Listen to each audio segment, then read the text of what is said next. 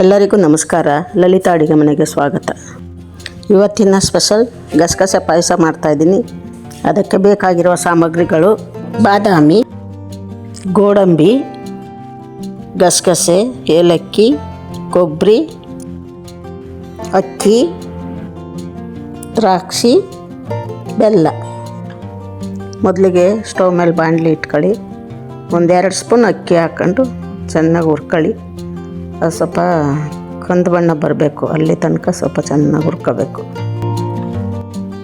ಅಕ್ಕಿ ಹುರ್ಕೊಂಡ್ಮೇಲೆ ಬಾದಾಮಿ ಹಾಕೊಳ್ಳಿ, ಅದನ್ನು ಸ್ವಲ್ಪ ಚೆನ್ನಾಗಿ ಹುರ್ಕೊಳ್ಳಿ.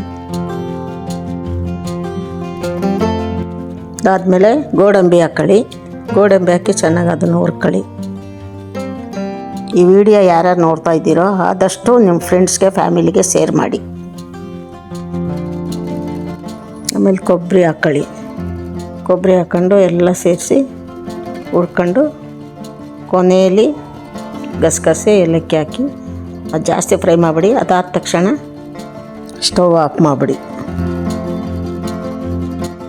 ಅದೆಲ್ಲ ತಣ್ಣಗಾದ್ಮೇಲೆ ಮಿಕ್ಸಿಗೆ ಹಾಕಿ ಪೌಡ್ರ್ ಮಾಡ್ಕೊಳ್ಳಿ.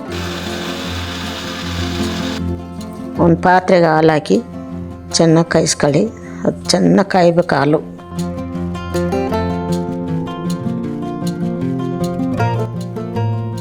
ಇನ್ನೊಂದು ಪಾತ್ರೆಗೆ ಬೆಲ್ಲ ಹಾಕಿ ಸ್ವಲ್ಪ ನೀರು ಹಾಕಿ ಬೆಲ್ಲ ಕರಗಿಸ್ಕೋಬೇಕು. ಪೂರ್ತಿ ಕರಗಿದ್ಮೇಲೆ ಅದರಲ್ಲಿ ಮಣ್ಣೆಲ್ಲ ಇರುತ್ತೆ, ನೀಟಾಗಿ ಕರಗಿಸ್ಕೊಂಡು ಸೋದಿಸ್ಕೋಬೇಕು. ಅದನ್ನ ಬೆಲ್ಲ ಕರಗಿಸಿ ಅದು ನೀರನ್ನ ಹಾಲೊಳಿಕೆ ಹಾಕ್ಕೊಂಡು ಚೆನ್ನಾಗಿ ಮಿಕ್ಸ್ ಮಾಡ್ಕೊಳ್ಳಿ. ಅದೆಲ್ಲ ಚೆನ್ನಾಗಿ ಮಿಕ್ಸ್ ಮಾಡಿ ರುಬ್ಬಿರೋ ಪೌಡ್ರನ್ನ ಅದರೊಳಗೆ ಹಾಕಿ ಚೆನ್ನಾಗಿ ಅದನ್ನು ಮಿಕ್ಸ್ ಮಾಡ್ಕೋಬೇಕು ನೀಟಾಗಿ.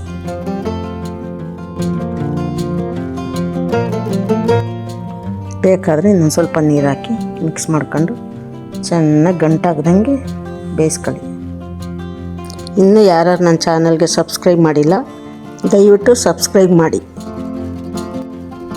ಇನ್ನೊಂದು ಒಗ್ಗರಣೆ ಪಾತ್ರೆ ತಗೊಂಡು 2 ಸ್ಪೂನ್ ತುಪ್ಪ ಹಾಕಿ, ತುಪ್ಪ ಚೆನ್ನಾಗಿ ಕಾಯಕ್ಕೆ ಬಿಡಿ.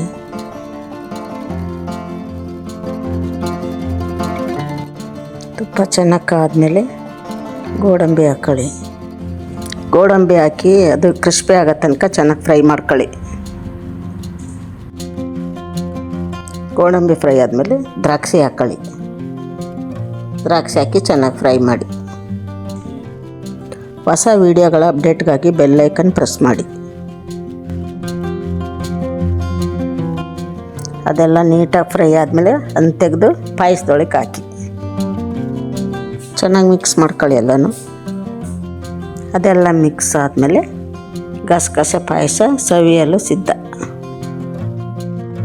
ಈ ವಿಡಿಯೋ ಪೂರ್ತಿ ನೋಡಿದಿರ ಅಂದಮೇಲೆ ನಿಮ್ಗೆ ಇಷ್ಟ ಆಗಿದೆ ಅಂತ ಅರ್ಥ. ದಯವಿಟ್ಟು ಒಂದು ಲೈಕ್ ಕೊಡಿ.